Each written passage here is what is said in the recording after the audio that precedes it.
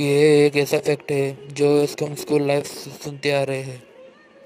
लेकिन आज हम दुनिया के 4 ओशियन के नहीं बल्कि सिर्फ एक ओशन की बात करेंगे और उसकी मैसिवनेस देखकर आप यकीनन हैरान कर रह जाएंगे। नाजरीन, वैसे तो हम तमाम कॉन्टिनेंट्स को चारों तरफ से घेर कर रखने वाला सिर्फ एक ही ओशन है, लेकिन हमने अपनी आसानी के लिए इनको अलग अलग नाम दे रखे हैं। यह ओशन 4 अलग अलग रीजन में डिवाइडेड है: अटलांटिक, इंडियन, आर्टिक और पैसिफिक ओशन। हम बाकी 3 ओशन को हटाकर सिर्फ एक ओशन की बात करने जा रहे हैं, जिसको पैसिफिक ओशन कहा जाता है। पैसिफिक अकेला ही इतना बड़ा है, अगर पेरू और चिली के दरमियान ओशन के बॉटम तक जाकर एक सुराख किया जाए और उस सुराख को आर पार करने के सीधा अर्थ के अपोजिट साइड से निकाला जाए तो आपको यह बात जानकर हैरानी होगी कि इतना सब कुछ करने के बावजूद भी आप वियतनाम और ताइवान के करीब पैसिफिक ओशन ही निकलेंगे। अर्थ के किसी भी एक स्पॉट के अपोजिट साइड वाले स्पॉट को एंट्री कहा जाता है। पैसिफिक ओशन इतना बड़ा है कि इसमें खुद टिपोट्स मौजूद है। यह इनका पैनामा जानने की सिर्फ एक शुरुआत है। हमारी अर्थ का पूरा एक गोल चक्कर यानी अर्थ का सिर्फ 40,000 किलोमीटर बनता है। यानी अगर किसी एक पॉइंट से हवाई जहाज फ्लाई करे तो पूरे 40,000 डिस्टेंस के बाद जहाज वापस उसी जगह पहुंच जाएगा से जहां उस टैंक ऑफ किया था। पैसिफिक ओशन में कई एजियास ऐसे के दरमियान को टोटल डिस्टेंस पूरे सर्कमफ्रेंस का 50% है, जो लगभग पूरे 20,000 किलोमीटर। यह हिस्सा इंडोनेशिया और कोलंबिया के दरमियान मौजूद है, जिसको पैसिफिक ओशन का सबसे लंबा और माना जाता है।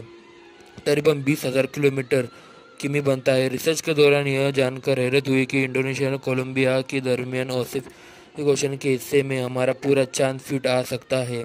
सिर्फ एक ही नहीं बल्कि लाइन से पूरे 5 चांद, और उसके बावजूद इसमें काफ़ी जगह काली बच जाएगी। जानिए पैसिफिक ओशन के मैसिव अंदाज। आप इस बात लगा सकते हैं कि हम पूरे ओशन को साथ देख भी नहीं सकते। शिप से सवार होकर पैसिफिक ओशन के साइज का अंदाज़ा लगाना एक इम्पॉसिबल टास्क है। हमारी आंखों को होराइजन देखने जा रही है और यह होराइजन का कर्व हो जाती है, वजह इससे दूर सकते नहीं है हम।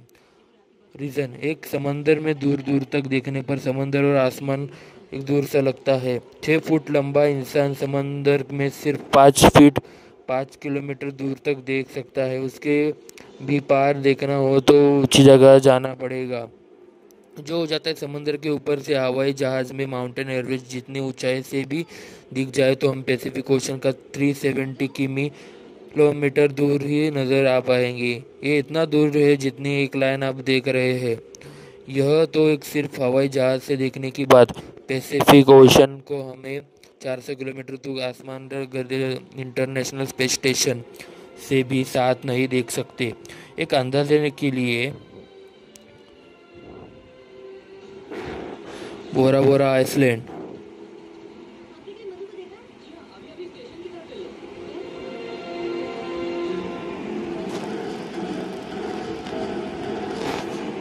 दूर जाता था और वो नहीं जाए तो 400 किलोमीटर की हाइट पर अब हम इंटरनेशनल स्पेस स्टेशन की ऊंचाई से पैसिफिक ओशन को देख रहे हैं। लेकिन अभी भी हमें में पूरा पैसिफिक ओशन एक साथ नज़र नहीं आ पाता पड़ा। मज़ीद जूम आउट करके हम 10,000 और पर चले जाते हैं। ये वो फाइनल पॉइंट है जहाँ तक गूगल अर्थ जूम आउट करने का ऑप्शन देता है। यहाँ पहुंचकर हमने नोटिस किया कि अर्थ 63,000 किलोमीटर दूर 95% ओशन नजर आता है, जबकि सिर्फ 5% ज़मीन का दिख रहा है। नंबर्स की बात की जाए तो एक पैसिफिक ओशन में 16.5 करोड़ स्क्वायर किलोमीटर के एरिया पर फैला हुआ है। एरिया इतना जायंट है कि इसमें पूरा north America, south America, Europe, Africa, Asia, Australia, Antarctica और ग्रीनलैंड भी फिट आ सकता है। कुल मिलाकर बात की जाए तो यहाँ पैसिफिक ओशन का एरिया 16.5 करोड़ स्क्वायर किलोमीटर का है। वही अर्थ पर मौजूद सारी ज़मीन का कंबाइंड एरिया है 14 करोड़ स्क्वायर किलोमीटर बनता है। यानी हमारी दुनिया की तमाम ज़मीन और सारे पहाड़, रेगिस्तान और जंगलात पैसिफिक ओशन में फिट आ सकते हैं। फिर उसके बाद भी इतनी जगह बच जाएगी जिसमें पूरा इंडिया जैसी 8 कंट्रीज फिट आ सके। याद रखें, हम यहाँ सिर्फ 4 ओशन सिर्फ में से सिर्फ एक ओशन पैसिफिक ओशन में बात कर रहे हैं। कॉन्टिनेंट्स को हटाकर अब बात किसी और प्लेनेट की बात करते हैं। चले हम अपने प्लेनेट से प्लेनेट मार्स की एग्जांपल लेते हैं। मार्स का total area 14 point crore square kilometre है। अगर पैसिफिक ओशन के पानी का पूरे मार्स प्लेनेट से मुकाबला करें तो हैरत पर तो पूरा का पूरा मार्स इसमें मौजूद तमाम क्रेटर्स और माउंटेन्स सब के सब पानी में कई सौ फीट डूब जाएंगे। अभी तक हमने पैसिफिक ओशन के सरफेस पानी इनकी सतह की बात की है। जितना बड़ा बड़ा ये ऊपर से दिख रहा है उससे कहीं ज़्यादा गहरा भी है। पैसिफिक ओशन में चैलेंजर डीप ट्रेच के नाम से पहचाना जाता वाला पॉइंट अभी तक ढूंढना जाने वाला सबसे डीप पॉइंट है, जो समंदर की तरह सतह से 11 किलोमीटर नीचे है। पैसिफिक का यह गहरा तरीन पॉइंट कोई अकेला नहीं, पैसिफिक ओशन में ढूंढे जाने वाले 3 ट्रेंच में और भी है जिनकी गहराई 10 किलोमीटर से भी ज़्यादा है।